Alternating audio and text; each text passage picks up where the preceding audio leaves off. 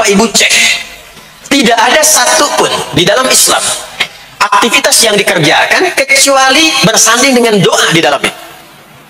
Coba cek ya, bangun tidur sudah ada doanya? Sudah. Makan ada doanya? Berpakaian ada doanya? Dan kalau kita mau jujur, itu semua aktivitas doanya nggak sama. Bangun tidur dengan mau tidur sama nggak doanya? Bahkan urusan ke masjid nih, masuk masjid ada doanya nggak? Kakinya diatur kan? Kanan. Keluar masjid ada doanya. Doa masuk dengan keluar sama nggak? Tidak. Ada yang mau ke toilet ya, masuk toilet kakinya diatur nggak? Kaki apa masuknya? Kiri. Keluar ada doanya nggak? Nah, perkara ke toilet pun bisa jadi amal soleh. Karena semua yang dikerjakan dalam Islam itu bernilai. Allah itu ingin mendidik kita, jangan sampai melakukan sesuatu yang tidak ada manfaatnya. Dan kalau sudah ada manfaat, jangan tanggung. Jangan hanya jadikan kegiatan itu terbatas pada satu alam saja. Dunia dapat, tapi alam kubur nggak dapat. Dunia dapat, tapi akhirat nggak punya bekal. Gimana nanti pulang ke akhiratnya? Ya, saya mau tanya sebentar. Maaf ya, kita yakin nggak bahwa kita akan meninggal? Saya ulang, yakin nggak akan meninggal? Maka yang ikut apanya? Yang ikut tuh hasanahnya, value-nya, nilai kebaikannya. Ini yang kita yakini, ini yang kita imani. Jadi mumpung masih ada kehidupan, perbanyak.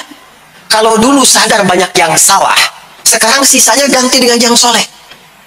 Kalau sudah diperlihatkan, sekarang kan banyak yang viral di YouTube, dilihat, didengar oleh telinga kita, disimak oleh kita. Orang meninggal sedang sholat, orang meninggal setelah menjadi pemulung kebaikan, orang meninggal dalam keadaan baca Quran, diperlihatkan di mata kita. Kok bisa buka YouTube yang keluar di beranda itu? Itu kan hidayah. Jadi kalau sudah ditampakkan di depan mata, ya, didengar oleh kita, terlihat langsung, maka yang disadari salah yang dulu ganti dengan yang soleh sekarang. Kalau tidak kita lakukan, maka rugi kita saat pulang. Ini yang dimaksud surah ke-103. Wal asr innal insana lafi khusr illa alladhina amanu wa amilus shalihat, amal saleh. Nah, bagaimana melatih supaya semua kegiatan kita itu jadi soleh? Gimana latihannya? Karena nggak mudah untuk melakukan itu. Belum tentu bangun itu langsung soleh, itu belum tentu. Belum tentu kita makan itu mendapatkan sumber yang benar, dengan cara yang benar. Bagaimana melatihnya? Maka Allah berikan kepada kita waktu-waktu khusus untuk berlatih diri tersambung dengan Allah, yang dengan ketersambungan itu akan menjaga kita di semua keadaan, baik berdiri, jalan, duduk, kerja di kantor, tidur, rebahan. Sekarang banyak kaum rebahaners, ya, tiduran, itu dipastikan kalau tersambung dengan Allah, terkoreksi, semuanya soleh. Karena kalau ingat, ya, saya duduk ingat Allah. Kalau ingat di pekerjaan ingat Allah, mustahil kita bisa menuliskan sesuatu yang Allah tidak sukai. Tambahin nolnya, ya, bikin paraf, tanda tangan pada proyek yang tidak benar, mustahil. Karena ketika sedang tanda tangan ingat Allah. Nah, dalam bahasa Arab, sesuatu yang tersambung dengan kuat, sehingga selalu menempel dan sulit terpisahkan, itu bahasa Arabnya disebut dengan silah. Dari wasala yasilu silah. Ibadah yang melatih kita untuk terus tersambung sehingga ingat pada Allah di setiap keadaan, yang dengan ingat itu menjadikan otomatis amal perbuatan kita ingin dipastikan diridhai dan disukai oleh Allah, sehingga berubah menjadi soleh. Ibadah yang melatih kita untuk mendapatkan itu disebut dengan sholat namanya. Sholat. Makanya sholat disebut sholat bukan hanya mengandung unsur doa, tapi latihan yang Allah berikan kepada kita untuk mengoneksikan diri kita sehingga dalam semua kegiatan kita ingat Allah. Itu yang dimaksud di Quran surah keempat An-Nisa di ayat ke-103. فَإِذَا قَضَيْتُمُ الصَّلَاةَ, maka jika Anda telah tuntas mengerjakan sholat, فَاذْكُرُوا اللَّهَ. Jadi orang yang berhasil sholatnya adalah dia mampu mengoneksikan dirinya dengan Allah. Makanya kalau sudah selesai sholat, kita sudah ingat Allah. Nah, kalau belum ingat Allah, diminta coba ingat lagi. Selesai sholat, jangan buru-buru meninggalkan tempat kita sholat. Ingat dulu, sambungkan dulu, sehingga saat keluar dari tempat kita sholat sudah ingat Allah. Bahasa Arabnya mengingat Allah itu disebut dengan zikir, zikrullah. Karena itu sholat disebut dengan zikir. Buka Quran surah ke-20 Toha ayat ke-14. Saya nggak akan keluar dari Quran hadis, sehingga nggak bisa didebat. Nggak bisa didebat. Anda nggak bisa debat karena ini bukan pikiran, karena ini Quran dan hadis. Quran surah ke-20 Toha ayat ke-14. Innani anallahu la ilaha illa ana fa'budni wa aqimis salata lidzikri. Salat disebut dengan zikir. Zikir itu artinya ingat. Makanya tadi saya katakan di awal, salat itu melatih kita supaya ingat Allah. Karena itu ketika kita salam, assalamualaikum warahmatullahi wabarakatuh, assalamualaikum warahmatullahi wabarakatuh, belum ingat kita kepada Allah, maka diminta zikir pasca salat. Setelah salat ada zikir kan? Dan zikir pertamanya apa? Hadis Muslim, astagfirullah, astagfirullah, astagfirullah. Itu yang paling singkat. Kalau mau agak panjang, astagfirullahaladzim, alladzi la ilaha illa huwal hayyul qayyum wa atubu ilaih. Kenapa istighfar? Karena kita memohon ampun kepada Allah kalau dalam sholat tadi belum nyambung sama Allah. Karena ada orang yang saat sholat bukan ingat Allah, dia masih ingat dunia. Padahal dari sejak awal sholat sudah diminta buang urusan dunia ke belakang. Makanya kita bertakbir, itu ada kitabnya. Asrarus shalah, nadharat fi ma'ani shalah. Ketika Anda mulai bertakbir, takbir begini, Allahu Akbar. Kenapa mengangkat tangan gini salah satunya? Di antara maknanya, buang urusan dunia ke belakang. Pasrahkan dirimu kepada Allah. Kalau sholatnya ingin khusyuk, jangan bawa urusan dunia ke dalam sholat. Buang. Yang menjadikan seseorang kurang khusyuk begitu takbir, dunia masih dibawa. Lisannya berucap Allahu Akbar, tapi pikirannya motor Allahu Akbar, mobil Allahu Akbar, ya kan? Status tuh belum diupdate Allahu Akbar, ya, miss call belum dibalas Allahu Akbar. Itu bermasalah, sehingga mudah dikerjai setan. Ada setan namanya khanzab di Sunan Abu Dawud.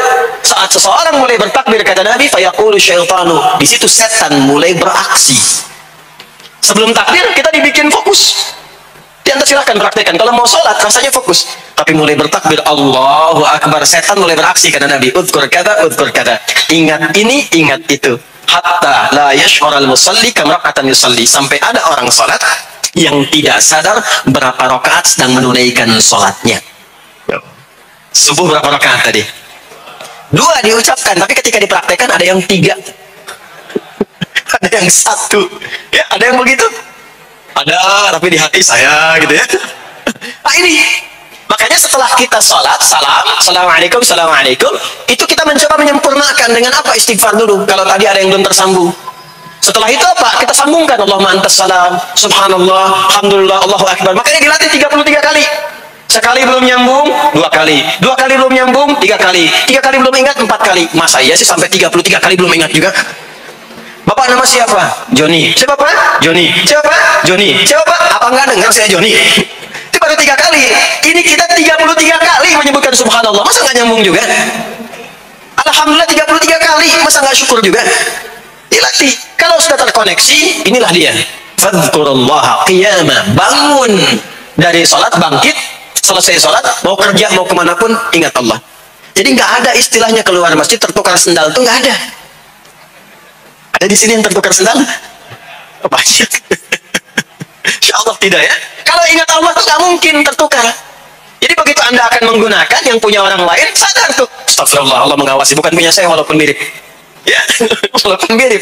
Ya, tapi yang punya kita itu kan diarahkan. Tapi kalau nggak ingat ada yang mengawasi, nggak ingat ada yang lihat, nggak ingat akan dihisab. Aneh tadi. Oh, ini dia, Masya Allah lupa saya. Pakai Masya Allah lah gitu. Dia pakai yang paling bagus tuh, pulang dia, padahal dia ke masjid tuh nggak pakai sendal. Pekerjaannya nggak begitu, nggak akan sembarangan ngambil yang bukan haknya, kerjakan proyek yang tidak benar. Demi Allah, kalau di Indonesia ini mestinya benar semua sholatnya makmur. Wah, para polisi itu tenang tugasnya gitu. Ya. Tentara juga nyaman, di pekerjaan tuh nggak usah ada CCTV, ya, nggak usah ada e-tilang, nggak usah ada kamera di jalan, ya kan? Nah, ini karena kenapa? Latihannya nggak maksimal. Ini pentingnya sholat itu. Jadi semua menjadi amal soleh. Semua jadi amal soleh. Begitu ingat Allah, maka berdiri ingat Allah, jalan ingat Allah, duduk ingat Allah, berbaring pun ingat Allah. Kalau sudah ingat Allah, pasti disebut nama Allah. Ini yang dimaksud hadis Nabi. Qala Rasulullah sallallahu alaihi wasallam, kullu amrin dhi barin la yubda'u fihi bi bismillahirrahmanirrahim fa huwa abtar. Setiap perbuatan yang baik yang dibenarkan oleh hati setiap hamba, lalu diikutkan bismillahirrahmanirrahim. Nggak mungkin orang nyebut bismillahirrahmanirrahim kalau nggak ingat Allah. Minum, bismillahirrahmanirrahim. Makan, bismillahirrahmanirrahim. Bekerja, bismillahirrahmanirrahim. Itu ketika dikerjakan langsung jadi hasanah. 10 poin. Ada pahalanya. Dan jangan dianggap ringan ya. Ini kalimat ringan, tapi menentukan saat pulang, saat meninggal nanti. Nah, kalau nggak disebutkan Bismillahirrahmanirrahim atau tidak bacakan doa yang menyertainya, maka jadi dunia saja, solehnya hilang, tinggal amalnya. Dibalasnya di dunia, akhiratnya nggak ada. Itu yang dimaksud Quran surah ke-25 Al-Furqan ayat 23. Wa qadimna ila ma 'amilu min 'amalin faj'alnahu haba'an manthura. Kalau ada orang berbuat baik di dunia tapi tidak disertakan dengan akhirat, kami balas dunianya. Anda kerja belasan tahun, puluhan tahun untuk dunia aja, dapat gaji, dapat benefit, dapat penghargaan. Ada yang juara, ada yang dapat bintang champion, ya, ada yang promosi jabatan, tapi niatnya untuk dunia. Allah adil, kata Allah, kerja keras dia untuk dunia, saya balas dengan balasan dunia. Tapi kalau diniatkan akhirat, dunia dapat, akhiratnya pun dapat. Kerjanya sama, etosnya sama, di tempat yang sama. Kita niatkan akhirat, gak ada ruginya. Begitu meninggal, dapat. Beruntungnya dan bersyukurnya kita sebagai muslim, kita itu lengkap informasinya. Urusan kubur, ada informasinya. Akhirat, ada informasinya. Silahkan komparasikan dengan informasi dan sumber manapun. Ditemukan nggak yang informasi detail seputar kubur, seputar hisab, seputar kiamat, seputar surga, seputar neraka? Cuma di Islam. Itu yang kita syukuri, supaya kita siap-siap. Bukan sekedar dibaca. Baca ada pahalanya, tapi siap-siap ada konsekuensi kebaikannya. Ini balik sini. Karena itu saya katakan dari awal, pertama Bapak Ibu sekalian, sholat itu menjadi ibadah paling pokok. Karena dia akan mengantarkan kita pada konektivitas yang kuat dengan Allah Subhanahu wa Ta'ala. Ini poinnya. Kalau sudah nyambung dengan Allah, bukan cuma jadi amal soleh. Orang-orang yang tersambung dengan Allah di semua aktivitas kehidupannya, maka akan mendapat jaminan langsung dari Allah Subhanahu wa Ta'ala yang memudahkan semua urusan hidupnya. Mudah sukses, mudah bahagia, mudah tenang. Semua kemudahan yang kita raih dalam konteks kebahagiaan, ketenangan, kesuksesan itu kalau digabungkan semua maknanya, berubah katanya menjadi falah. Apa namanya? Falah. Falah itu bahagia, sukses, nyaman. Kalau dibuka kamus English Arabic misalnya, falah itu bahasa Inggrisnya success and happiness. Bukan cuma bahagia, bahagia dan sukses. Bukan cuma sukses, karena ada orang sukses belum tentu bahagia. Saya sering tanya yang ini nih, dan biasanya para ibu yang juara menjawabnya itu. Ya, pilih mana? Kaya tapi gelisah, atau miskin tapi tenang? Miskin tapi tenang. Sukses tapi gelisah, ya, atau miskin tapi tenang? Sukses tapi tenang, ya. Sukses dan bahagia. Nah, sukses dan bahagia itu bahasa Arabnya falah. Ini poinnya. Falah. Nah, sekarang coba kita dengar baik-baik. Cek telinganya masih ada nggak? Cek telinga masih ada nggak? Setiap hari, di setiap pergantian waktu dalam sehari, pergantian waktu sehari itu ada 5. Dari mulai subuh, ke siang, duhur, ke sore, asar, mau habis sore menjelang malam, maghrib, muncul malam, isya.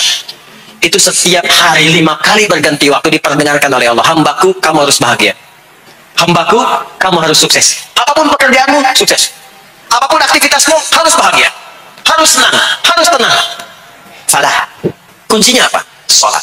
Diperdengarkanlah hayya 'alas shalah. Diperdengarkan di telinga kita. Telinga bahasa Arabnya udhun, jamaknya adzan. Maka kalimat yang diperdengarkan 5 kali sehari itu disebut dengan adzan. Dan satu-satunya lafaz yang diperdengarkan 24 jam di muka bumi ini tak pernah berhenti. Makanya setiap tempat terjadi perbedaan waktu sholat. Ya, di sini tadi subuhnya jam berapa?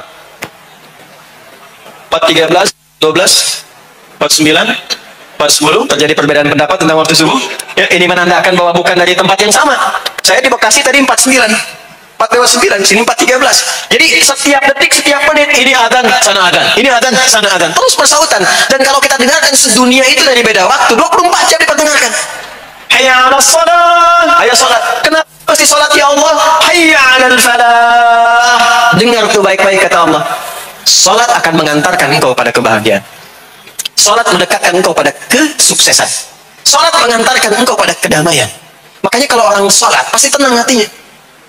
Kalau nggak percaya silahkan. Salat itu diantara manfaatnya mendatangkan ketenangan. Salat mendatangkan kesuksesan. Karena itu salat bukan hanya ibadah yang diwajibkan pada umatnya Nabi Muhammad SAW saja, tidak. semua nabi dan rasul yang pernah bertugas di bumi itu semuanya sholat dan meminta umatnya sholat. Hanya memang kita yang paling sempurna menunaikannya caranya. Ya, dulu umat nabi-nabi lain juga sholat. Contoh, Nabi Musa sholat, nanti diviralkan di Quran surah ke-20 Thaha ayat 14. Nabi Isa alaihi salam yang paling dekat ke Nabi Muhammad 600 tahun sebelum Nabi lahir itu sholat. Beliau sholat, diviralkan di Quran surah 19 Maryam ayat 31 sampai 33. Ya, sampai ke 33-nya wa ja'alani mubarakan aina ma kuntu wa awsani bis shalah. Salat. Siapa lagi? Nabi Zakaria. Nabi Zakaria itu kapan beliau mendapatkan berita gembira akan punya anak? Saat salat. Jadi berdoa, masuk ke mihrabnya Maryam, melihat Maryam punya banyak keistimewaan, maka beliau salat di mihrabnya itu. Di Quran surah ketiga Ali Imran ayat 38 sampai 39. Hunalika da'a Zakaria rabbah qala rabbi habli min ladunka dzurriyyatan thayyibah innaka sami'ud du'a. Turun jawaban, fanadatul malaikatu wa huwa qa'imun yusalli fil mihrab anna Allah yubashshiruka bi Yahya. Jadi Nabi Zakaria itu dapat berita akan punya anak namanya Yahya saat salat. Di salat itu kalau dikerjakan bisa berdampak pada percepatan terkabulnya doa. Minta apapun dijawab sepanjang maslahat. Makanya nanti untuk umat Nabi Muhammad jangan tunggu, panggilan sholatnya adalah panggilan langsung dari Allah. Minta, punya masalah apa? Aku selesaikan, kata Allah. Di sholat itu bukan main-main, bukan beban, bukan sekedar kewajiban, tapi kewajiban yang dipaksa untuk membahagiakan kita. Kalau Allah nggak sayang, nggak akan disuruh sholat. Pak, Bu, itu panggilan sholat. Perhatikan panggilan pertamanya, Al-Baqarah ayat 45. Wasta'inu bis-sabri was-salah. Kata Allah, hei hambaku, kalau engkau punya masalah, sabar dulu, terima. Karena aku titipkan masalah itu kepadamu untuk meningkatkan kualitas hidupmu, bukan ingin membebanimu. Dan tidak mungkin aku uji engkau dengan masalah itu kecuali engkau mampu mengatasinya. La yukallifullahu nafsan illa usaha. Nah sekarang bawa itu lewat sholat, minta solusi kepada Allah, terima dulu dengan sabar. Setelah itu belajar untuk meningkatkan kualitas hidup, dan bawa lewat sholat, minta solusi. Ini ternyata saat kita menunaikan sholat, itu diperintahkan oleh Allah, minta punya masalah apa. Makanya kita katakan, begitu Allah perintahkan, wasta'inu bis-sabri was-salah. Hei, kalau punya masalah, terima dengan sabar, minta tolong, minta solusi kepada Allah lewat sholat. Maka ketika kita minta, kita robah kalimatnya dari wasta'inu, kata perintah, menjadi bentuk permohonan, fi'il mudhari. Iyyaka na'budu wa iyyaka nasta'in. Itu ketika Anda mengucapkan iyyaka na'budu wa iyyaka nasta'in, fikihnya begini, ucapkan di lisan, hadirkan dalam hati dan pikiran kita masalah apa yang sedang kita rasakan. Minta kepada Allah solusinya. Minta. Jadi bukan sekadar diucapkan. Karena hadis qudsinya berbunyi begini. Hadis qudsinya. An Abi Hurairah radhiyallahu ta'ala anhu qala Rasulullah sallallahu alaihi wasallam qala Allah azza wa jalla. Allah berfirman. Saya langsung saja ke bagian kalimat iyyaka na'budunya. Idza qala al-'abdu, kalau seorang hamba berkata dalam salatnya, iyyaka na'budu wa iyyaka nasta'in. Ya Allah, sekarang hamba salat kepadamu, ibadah hanya kepadamu, seperti yang kau perintahkan. Maka hamba memohon kepadamu, ya Allah, seperti yang kau janjikan. Wa iyyaka nasta'in. Lalu hadirkan dalam benak kita, ya Allah, engkau maha tahu sebelum hamba ungkapkan. Hamba punya persoalan ini. Mohon kepadamu, ya Allah, hilangkan semua masalah itu. Berikan hamba solusi yang terbaik. Berikan hamba keberkahan darimu. Itu sekilas hadir dalam jiwa kita. Maka apa yang terjadi? Allah azza wa jalla, dijawab kalimatnya itu, hadza baini wa baina 'abdi wa li 'abdi ma sa'al. Ini perjanjian antara aku dengan hambaku. Kalau hambaku benar salatnya sampai kalimat ini, apapun yang dia mintakan sekarang, aku akan kabulkan. Sepanjang itu ada maslahat untuk dirinya. Dicontohkan itu oleh Nabi Zakaria. Beliau itu minta saat berdiri, Pak, bukan saat sujud. Dimulai dari berdiri, nanti akumulasinya saat sujud. Itu berdiri aja kalau benar mintanya dikabulkan. Tidak menunggu selesai sholat. Dan ada fikihnya, nggak sembarangan, ada fikihnya nanti. Ada fikihnya, ya, ada tuntunannya. Poinnya adalah sholat itu solusi. Makanya jangankan Nabi yang tadi saya sebutkan, Nabi Ismail. Itu saking pentingnya sholat, wasiat beliau yang diviralkan di Al-Quran. Untuk semua keluarganya, sholat. Ada di Quran surah 19, Maryam ayat 55. Wa kana ya'muru ahlahu bis-shalah. Kata Allah, dan tercatat Ismail itu pernah berwasiat meminta semua keluarganya, hei, sholat. Jadi kalau kita mau urut sampai ke atas, semua sholat. Muhammad sallallahu alaihi wasallam bin Abdullah bin Abdul Muttalib bin Hashim bin Abdul Manaf bin Qusay bin Murrah bin Kilab bin Ka'ab bin Ghalib bin Fihr bin Malik bin Nadar bin Kinana bin Khuzaimah bin Mudrikah bin Ilyas bin Nizar bin Mudar bin Ma'ad bin Adnan bin Adi bin Adri bin Muqawwam bin Nahur bin Tariq bin Ya'rub bin Yasjub bin Nabit bin Ismail alaihi salam bin Ibrahim alaihi salam bin Azar bin Nahur bin Abir bin Kinan bin Arfahshad bin Sam bin Nuh alaihi salam bin Mikhlail Batusyarah bin Kinan bin Anwas bin Tis bin Adam alaihissalam. Semua salat. Coba ulangi itu. Semua salat. Para nabi salat, para rasul salat. Anda bukan nabi, bukan rasul, nggak mau salat. Dan pengen mudah hidupnya. Pengen masuk surga, firdaus lagi. Anda sehat. Nah, jadi ini pentingnya salat itu bukan cuma kewajiban, tapi diwajibkan, dipaksa dengan wajib itu supaya bahagia, supaya falah. Makanya kalau ada panggilan azan, cara memahaminya ini falah. Oh, ini solusi saya di sini nih. Kebahagiaan saya ada di sini. Kesuksesan saya ada di sini. Ya, makanya ketika dipanggil oleh muadzin, hayya 'alas shalah, labbaik, siap saya. Di sini. Ini poinnya. Nah, saya sambungkan kembali, ya. Ketika seseorang dilatih lewat sholat dan sudah mulai tersambung dengan Allah Subhanahu wa taala, maksudnya ingat Allah, tertatalah semua aktivitasnya. Maka berubahlah lewat sholat ini, lewat latihan ini, semua kegiatannya berubah, didorong menjadi amal soleh. Karena itu, setiap orang yang sholatnya benar, yang pertama dianugerahkan oleh Allah kepada orang sholat itu bukan dunia. Bukan dunia. Tapi perubahan perilakunya menjadi lebih baik. Jadi bukan kaya dulu. Ya, Abdurrahman bin Auf tuh hijrah masuk Islam, dilatih sholat, malah hartanya hilang, semua dirampas. Tapi setelah itu jadi apa? Jadi orang paling kaya. Ya? Abu Bakar As-Siddiq, Utsman bin Affan, Umar bin Khattab, pertama kali masuk Islam kan latihannya sholat. Apakah langsung kaya? Jadi pemimpin? Jadi diplomat? Amr bin As bisa ekspedisi dari Afrika Utara sampai ke Syam? Tidak. Yang diberikan apa? Perubahan perilaku dulu. Dihilangkan sifat-sifat buruknya, dijaga dengan kemuliaan. Jadi dua sumber yang menjadikan manusia itu buruk dalam nafsunya, itu ada dua. Jadi nafsu itu nanti punya dorongan untuk mengarahkan kepada yang buruk, namanya fujur. Lawannya nanti takwa.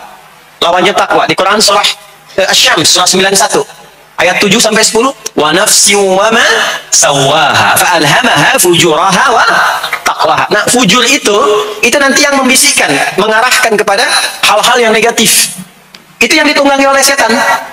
Setan memberikan was-was itu ke nafsu, ke fujurnya. Alladzi yuwaswisu fi sudur innas. Di dalam sudur ada qalbu, di dalam qalbu ada nafas, di dalam nafas ada fujur. Fujur itu yang digoda. Maka keluarlah kemudian dua hal. Yang pertama ada yang disebut dengan fahsya. Fahsya itu dorongan dari syahwat untuk berbuat yang menyimpang. Pornografi, porno aksi, LGBT, kata-kata jorok itu fahsya. Nanti temannya adalah mungkar. Mungkar itu keburukan yang diingkari, ditolak oleh hati, sumbernya nafsu perut dan akal. Mencuri itu mungkar. Merampok itu mungkar. Korupsi, membunuh, menipu itu mungkar. Jadi sumber keburukan itu cuma dua. Kalau bukan fahsya itu mungkar. Orang yang sholatnya benar, maka parameternya itu, ukuran pertama kali dia dapatkan adalah ditutupnya oleh Allah, dijaganya oleh Allah keadaan nafsunya, sehingga dia tidak dikontrol oleh perbuatan fahsya dan mungkarnya. Maka aktiflah sinyal takwanya. Takwa itu lawan nafsu. Makanya nanti kaitan takwa dengan nafsu sama-sama disebutkan. Nafsu 115 kali, takwa yang terkait fungsi nafsu 115 kali. Takwa digembosi, ya, awas diwaswasi oleh setan disebutkan 88 kali. Takwa disupport oleh malaikat di Quran disebutkan 88 kali. Ini bukan ilmu tak-atik, hitung sendiri aja kalau mau. Ya. Itu menarik tuh. Karena sama, kalau Anda mendengar suara adzan kan ada bisikan kan? Cepat, sudah adzan, siap-siap. Itu malaikat tuh. Tapi begitu selesai adzan, la ilaha illallah, tenang, baru adzan, belum komat. Itu setan. Terus dua-duanya tuh ya memberikan bisikan, yang satu mensupport dan seterusnya. Yang paling menarik adalah kalau sholat kita benar, maka sinyal takwa aktif. Makanya amalan takwa pertama itu sholat. Setelah beriman, amalan takwa pertama sholat. Al-Baqarah ayat 2 dan 3. Dzalikal kitabu la raiba fihi hudal lil Muttaqin. Siapa muttaqin, orang takwa di situ? Ayat 3-nya, alladzina yu'minuna bil ghaibi wa yuqimunas shalah. Jadi kalau sholatnya aktif, takwanya aktif, sinyalnya aktif, sinyal itu yang akan menutup fahsya dan mungkar. Maka turunlah Quran surah ke-29 ayat ke-45. Utslu ma uhiya ilaika minal kitabi wa aqimis shalah. Kita hafal tengahnya. Innas salata tanha 'anil fahsya'i wal. Maka kalau orang sholat tidak akan berbuat fahsya, tidak ada lagi yang melambai laki-laki. Allah, nggak ada. Laki-laki yang laki-laki, perempuan-perempuan. Nggak ada lagi tontonan-tontonan pornografi. Hah? Yang jorok-jorok, yang kotor-kotor. Nggak ada lagi kata-kata kotor di lisan itu. Karena lisannya dilatih untuk mengucapkan yang baik-baik. Allah, sami Allahu liman hamidah, subhanallah, alhamdulillah, Allahu akbar. Makanya pasca sholat itu berubah. Maaf ya, Allah tidak memberikan kepada Nabi Muhammad SAW tongkatnya Nabi Musa, mukjizatnya Nabi Isa, apalagi Nabi Ibrahim dan selainnya. Tapi Allah turunkan Al-Quran kepada Nabi Muhammad SAW, lalu dipraktekkan Quran itu pertama lewat sholat. Anda tahu apa yang terjadi? Nabi Muhammad itu diutus oleh Allah dalam lingkup masyarakat yang sangat terbelakang dan hatam kriminal. Jadi kriminalnya bukan dikerjakan, hatam. Hatam. Dan nyaris tidak kenal kebaikan, makanya disebut dengan jahiliyah. Kalau Bapak Ibu tanya di zaman Nabi, ya maaf, ada pezina? Bukan cuma ada, hatam, perfeksionis zinanya. Membunuh itu, ya, mabuk. Mabuk, ada orang mabuk kekinian di zaman jahiliyah, pemabuk amatir itu 5 kali sehari mabuknya. Yang amatir. Jadi kalau baru mabuk sekali, 2 kali, itu coba-coba. Amatir itu 5 kali. Pembegal. Ya, sekarang kita dengar berita ada begal ini itu. Ah, jahiliyah itu sekampung begal semua. Kampung Gifar. Tapi Allah menghendaki Rasulullah latih lewat salat. Apa yang terjadi? Berubah jahiliyah itu. Berubah menjadi khairu ummah. Umat terbaik yang paling teladan, yang menginspirasi, yang pernah berkehidupan di bumi. Sampai persaksiannya dari Allah langsung turun Quran surah ketiga Ali Imran ayat 110. Kuntum khaira ummatin ukhrijat linnas. Jadi kalau ada orang dermawan, itu yang paling dermawan. Kalau ada orang sabar, itu yang paling sabar. Kalau ada pasar yang paling ideal, itu yang paling bagus. Berubah itu. Ya. Kenal Abu Dzar Al-Ghifari? Oh ya, kenal. Abu Dzar Al-Ghifari itu nama aslinya Jundub bin Junadah. Di antara pemimpin begal di zamannya, dari kota Gifar. Gifar itu kampung begal asalnya. Ya, alhamdulillah. Masuk Islam, datang ke Mekah, bertemu dengan Rasulullah. Begitu masuk Islam, kata Jundub bin Junadah, ya Rasulullah, ausini au kama qala, berikan saya nasihat. Kata Nabi, pulang sekarang. Kata beliau, enggak, saya mau umumkan keislaman saya depan Ka'bah. Kata Nabi, jangan lakukan. Sekarang orang masih belum tahu tentang Islam, nanti marah kamu dipukuli. Kata beliau, ya Rasulullah, saya ini membegal terang-terangan, masa bersyahadat sembunyi-sembunyi? Maka keluar ke depan Ka'bah, dia katakan, ya masyarakat Quraisy, hai semua orang Quraisy. Datang orang, ushidu bi annahu la ilaha illallah wa anna Muhammad Rasulullah. Aku bersaksi, syahadat, la ilaha illallah Muhammad Rasulullah. Kalian mau apa? Dipukulin sampai pingsan. Sampai ketika akan diteruskan, ada riwayat mengatakan datang Sayyidina Ali bin Abi Thalib, ada yang mengatakan Sayyidina Hamzah, ya, bin Abdul Muttalib radhiyallahu ta'ala anhum jami'an. Datang menyampaikan, jangan teruskan. Kalau ini meninggal, ini wafat, kita akan celaka karena kafilah kita akan lewat desa Gifar. Kalau lewat Gifar, akan berhasil niaga kita, katanya.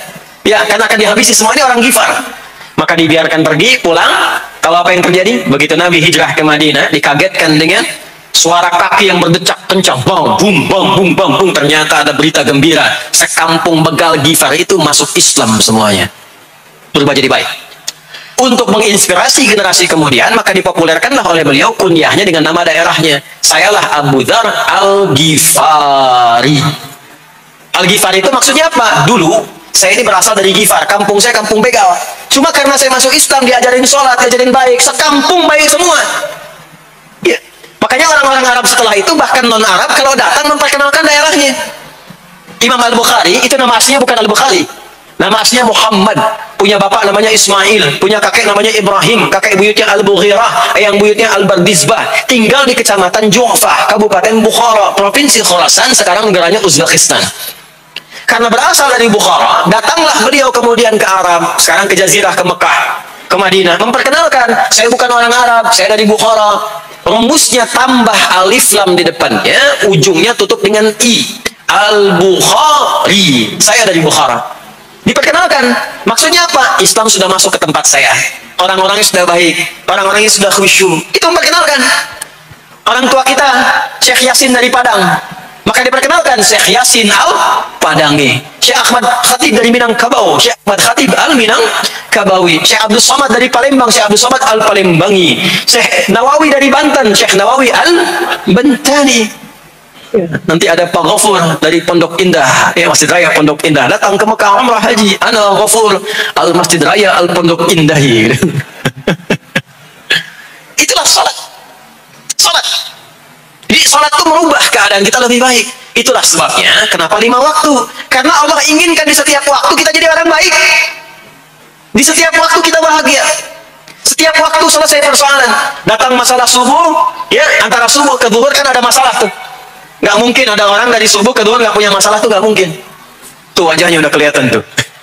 Ya, makanya kita datang, ya, menghadap kepada Allah, minta diselesaikan, minta diberikan taufik, sujud kita. Karena solusi. Zuhur ke asar ada masalah, datang saat asar. Asar ke maghrib punya masalah, datang. Makanya semua ulama dulu seperti itu. Al-Bukhari itu menuliskan kitab sahihnya itu 16 tahun. Setiap satu hadis akan ditulis, sholat dulu. Sholat dulu. Begitu tenang, nyaman, baru tuliskan. 16 tahun. Itulah sholat. Nah, dari sekian waktu yang 5 kali itu, ada waktu yang spesial. Waktu spesial inilah yang ingin saya bahas, yang tadi disampaikan dalam pengantar sambutan. Jadi, ini inti yang mau saya katakan. Ini barusan mukadimah tuh. Barusan mukadimah. Baik. Kan kita sholat berapa kali sehari? Kita hitung. 1, subuh. 2, zuhur. 3, keempat, yang kelima, isya. Berapa jumlah rakaatnya? 17. Baik ya. Itu nomor telepon untuk koneksinya. Koneksi kita dengan Allah nomornya catat ya. 24434. Ya. Jadi kalau ditanya berapa nomor koneksi dengan Allah? 24434. Subuh 2, zuhur 4, asar 4, maghrib 3, isya 4. 5 waktu kan? Baik. Di 5 waktu ini kita dijaga, diinginkan menjadi hamba yang baik, bahagia, nggak lekat dengan masalah, tuntas semua. Saking sayangnya Allah sama kita. Kalau nggak sayang nggak disuruh sholat. Itulah sebabnya ketika diperintahkan menunaikan waktu sholat, diberikanlah gambaran waktunya. Tapi yang jadi persoalan kita sekarang yang akan dibahas, di antara sekian waktu itu ada waktu-waktu yang spesial. Ada waktu-waktu yang spesial. Dari mulai subuh ke isya itu ada yang dispesialkan oleh Allah karena ada bonus berlipat di dalamnya. Waktu apakah itu? Mari kita bacakan dulu mulai dengan Quran surah kedua ayat 238. Paling kanan sebelah atas di mushaf standar. A'udzubillahi minasyaitonirrajim. Bismillahirrahmanirrahim. Mohon izin saya agak lambatkan sedikit ritmenya karena ini inti yang mau kita bahas. Tadi mukadimah makanya saya percepat ya. Hafizu 'alas salawati was-salatil wusta wa qumu lillahi qanitin. Hafizu.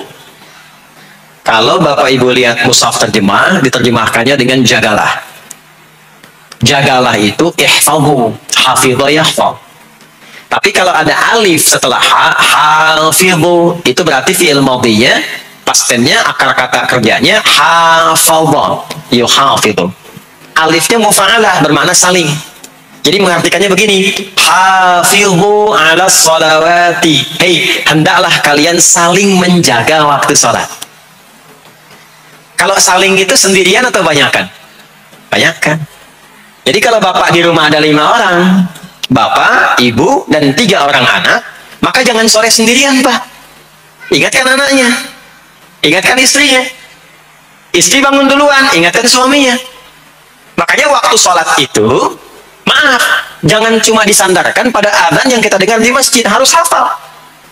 Bahkan nanti gini, Di Quran surah keempat ayat 103 itu, di ujung ayatnya, itu ada penanda ciri standar orang beriman. Maaf. Kita tanya dulu nih. Kita beriman tidak hari ini? Halo, beriman? Hati-hati ya, karena kata Nabi ada yang subuh beriman, sorenya sudah kufur tuh. Ya, yusbihu mu'mina wa yumsi kafira. Hati-hati ya. Yuk, apa ciri orang beriman tuh? Iman itu konfirmasinya bisa didapatkan satu melalui suara adzan. Adzan itu sama dengan penanda waktu sholat. Tahu dari mana iman itu bisa dicek dengan suara adzan? Quran surah ke-8 Al-Anfal di ayat yang kedua. Innamal mu'minuna alladzina idza dzukirallahu wajilat qulubuhum. Sungguh insan beriman itu ciri standarnya bisa dilihat. Kalau disebutkan nama Allah, ada konfirmasi iman dalam hatinya. Jadi iman itu letaknya di kolbu. Nanti konfirmasinya lewat suara adzan, dipanggil, disebutkan nama Allah. Makanya disebutkan nama Allah 5 kali dalam sehari untuk mengecek iman ada nggak dari subuh sampai isya. Ya, Allahu Akbar, Allahu Akbar. Ada getaran di hati kita, sudah adzan. Nah, itulah iman. Itulah iman. Makanya orang yang punya iman dengan yang belum punya iman akan beda getarannya. Ini hanya dimiliki oleh orang yang punya iman saja. Yang belum punya iman nggak bisa, nggak punya itu. Allahu Akbar, Allahu Akbar. Surah apaan nih? Doanya kencang banget, ya. Tapi kalau orang beriman, Allahu Akbar, Allahu Akbar, ya Allah sudah adzan. Itu konfirmasi itu. Nah, nanti semakin tinggi imannya, bahkan ada yang orang sudah menunggu sebelum tiba waktunya. Tadi subuh jam 4:13 di sini. Ada yang nunggu dari jam 3, padahal belum dipanggil. Ya, masya Allah. Di Bekasi 4:09. Allahu Akbar, Allahu Akbar. Azan. Ingat dia. Nah, itu ciri beriman. Cuman imannya standar. Jadi bukan iman yang kuat. Standar. Kuat belum, lemah tidak. Allahu Akbar, Allahu Akbar. Jam 4:09. Jam 3 sudah bangun. Nunggu itu. Iman yang kuat. Masya Allah. Ada yang baru subuh dan nunggu isya. Kuat. Ada yang sudah qomat, sudah la ilaha illallah, belum kepanggil, dipanggil 4:09, dia baru bangun jam 9:04. Tuh. Nah, ini iman lemah. Di bawah. Ciri standar, karena dipanggil ingat, maka ciri standar orang beriman itu tahu waktu sholat. Harus tahu Pak Bu. Itu standarnya. Itu ada di Quran surah keempat, di akhir ayat 103. Inna salata kanat 'alal mu'minina kitaban mawquta. Kalau pakai terjemah balaghah itu bunyinya begini, sungguh orang beriman itu pasti tahu waktu sholat. Nah, jadi kalau ditanya jam berapa tuh nanti belum bisa kita jawab dengan sempurna, itu artinya apa? Imannya belum naik itu ke level standar, belum menguat. Ya, ini poinnya. Nanti kapan waktu sholat itu tiba? Kalau ada yang belum ingat, jangan dibiarkan tidak ingat. Makanya kata Al-Quran, saling menjaga ya waktu sholat itu. Jangan sampai di keluargamu, ada temanmu, kolegamu, bahkan tetanggamu itu nggak tahu waktu sholat. Bahkan nggak sholat, itu bahaya. Kalau memang sayang sama anak, ingatkan. Sayang istri dengan suami, ingatkan. Anda istri beriman yang cinta dengan suaminya, tanda pertamanya ketika mengingatkan suaminya pada semua hal yang disukai oleh Allah. Begitu sebaliknya. Sholat fardu itu ada berapa? 5 waktu. Maka kata Allah, saling jaga ya. Waktu sholat yang fardu itu yang 5 waktu. Di antara yang 5 itu ada yang spesial. Wassalatil wusta. Waktu yang pertengahan. Tengah-tengah. Di antara 5 waktu itu. Nah, sholat pertengahan itu disebutkan oleh Nabi itu ada 2. Ada subuh dan asar. Qala Rasulullah sallallahu alaihi wasallam yata'aqabuna fiikum malaikatul laili wa malaikatul nahari fi salatil asri wa fi salatil fajri. Berebut semua malaikat yang bertugas di siang dan malam, berebut membersamai kita. Kalau berebut itu artinya kalau ada yang berdoa diaminkan, kalau ada yang mohon ampun diistighfarkan oleh malaikat. Jadi malaikatnya minta kepada Allah, ya Allah ampuni si fulan, ya Allah ampuni si fulan, ya Allah si fulan, dan seterusnya sampai selesai. Itu khusus di salat asar dan salat subuh. Sampai kemudian fumayas'aduna ila sama. Kemudian mereka, para malaikat itu kembali bertugas masing-masing. Lalu Allah mengonfirmasi kepada mereka untuk menunjukkan kebenaran tugas malaikat yang tidak bermaksiat. Allah Maha tahu tentang hambanya, Maha tahu. Tapi Allah ingin menunjukkan kepada kita apa yang benar dari lisan malaikat itu, yang nggak pernah berdusta. Ya, maka Allah bertanya kepada malaikat, bagaimana keadaan hambaku ketika engkau tinggalkan? Maka disampaikan oleh malaikat itu, ya Allah, aku meninggalkan hambamu si fulan, dia sedang menunaikan ibadah, dia sedang sholat kepadamu, dan khusyuk berdoa, dan seterusnya. Maka apa jawabannya? Saksikanlah, ketika malaikat menyampaikan sedang ibadah, maka turun bonus dari Allah untuk mengampuni dosa si hamba itu. Itulah manfaatnya waktu pertengahan. Waktunya disebutkan di hadis ini asar dan subuh. Antara asar dan subuh itu masih ada yang unggul, ada yang istimewa lagi. Apa yang istimewa? Antara asar dan subuh yang istimewa terletak di subuhnya. Jadi dari 5 waktu ini, yang pertengahan asar dan subuh, karena amal di bawah ditunjukkan untuk mendapatkan penilaian langsung dari Allah seketika dan memberikan jawaban dari apa yang kita inginkan, asar dan subuh.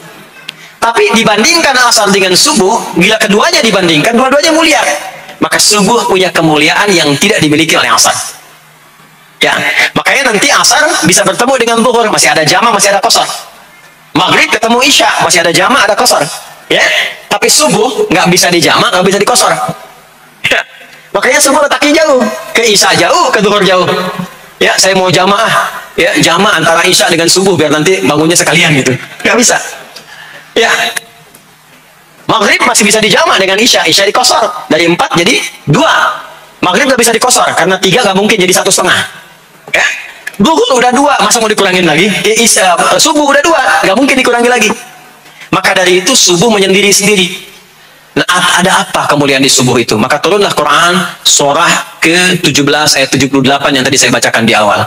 Aqimis salata liduluki syamsi ila ghasaqil lail. Sampai sini zuhur sampai isya. Duluki syamsi, tergelincir matahari, itu zuhur. Sampai ghasaqil lail, tiba malam, itu isya. Lalu ditutup ujungnya wa qur'anal fajr. Khusus untuk subuh itu ditambahkan selain sholat ada bahasa Quran di Quran sendiri. Khusus untuk subuh redaksinya ditambahkan dengan Quran. Apa itu Quran? Halo, apa itu Quran? Kalau tidak tahu cepat katakan Wallahu a'lam ya. Apa itu Quran? Wallahu a'lam. Ada Quran, ada Al-Quran. Ada Quran, ada Al-Quran. Kalau yang disebut Al-Quran itu mutlak firman Allah. Dari mulai Al-Fatihah sampai An-Nas. Ini yang terdapat di dalam mushaf ini. Di 2 jilid ini. Ya, itu Al-Quran. Kalau disebutkan Quran tanpa alif lam, maka yang dimaksudkan bacaan secara umum. Apakah itu Al-Quran, doa, istighfar, semua bacaan itu Quran. Kemuliaan sholat subuh itu dimulai sejak waktu fajar, matahari mulai keluar sinarnya untuk membelah gelapnya malam, itu sinarnya disebut dengan fajar.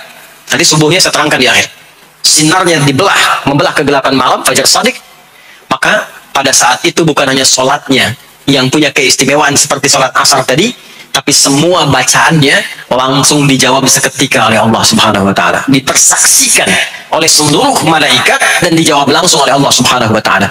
Jadi kalau Anda berdoa, maaf, doanya lebih cepat terkabul kalau dipanjatkan dengan cara yang benar dan khusyuk.